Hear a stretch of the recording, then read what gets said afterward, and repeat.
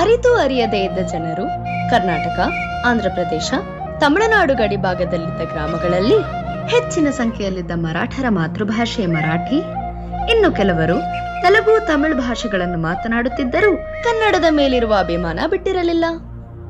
ಧರ್ಮ ಹಿಂದೂ, ಜಾತಿ ಮರಾಠ, ಭಾಷೆ ಕನ್ನಡವೆಂದು, ಕನ್ನಡ ನಾಡು ನುಡಿ ಮೇಲೆ ಅಭಿಮಾನವಿದೆ ಎಂದು ಇಡೀ ಪತ್ರಿಕಾ ಮಾಧ್ಯಮಗಳಲ್ಲಿ ಗುರುತಿಸುವಂತೆ ಮಾಡಿದ್ದು ವೀರಶಿವಾಜಿ ಸೇನೆ.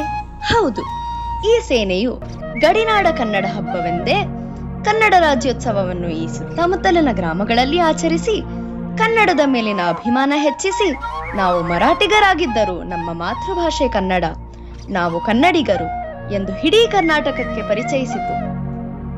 ನಮ್ಮಂತ ಯುವ ಪ್ರತಿಭೆಗಳನ್ನು ಗುರುತಿಸಿತು.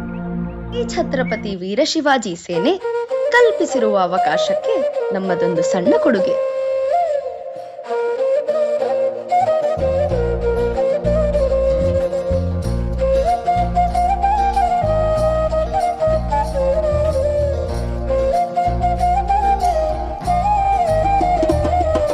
ಕನ್ನಡ ಮಾತಾಡು ನೀ, ಕನ್ನಡವ ಉಳಿಸು.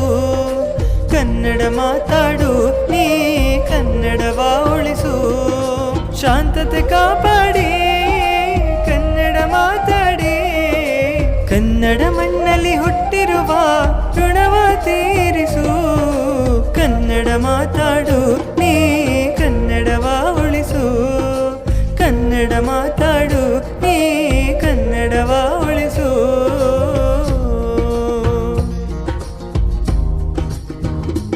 ಆಹಾ ಗಡಿನಾಡ ಜನರಿಗೆ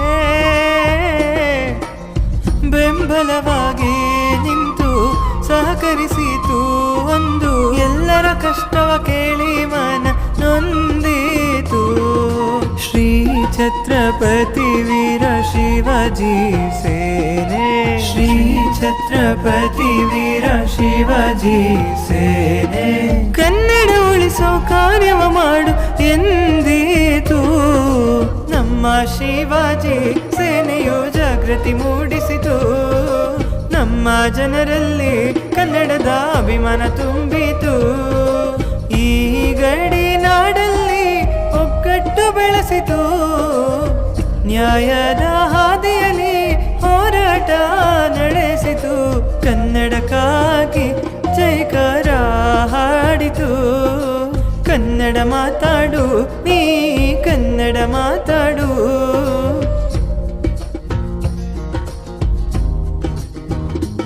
ಆಹಾ ಗಡಿನಾಡ ಜನರಿಗೆ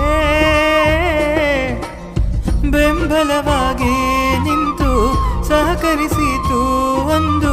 ಎಲ್ಲರ ಕಷ್ಟವ ಕೇಳಿ ಮನ ನೊಂದಿತು.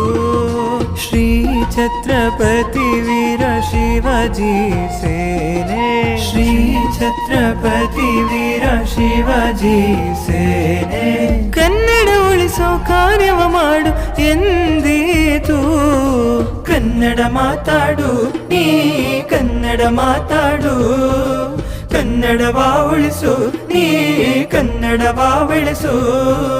ಕನ್ನಡವ ಉಳಿಸು ನೀ, ಕನ್ನಡವ ಬೆಳೆಸು. ಕನ್ನಡವ ಉಳಿಸು ನೀ, ಕನ್ನಡವ ಬೆಳೆಸು.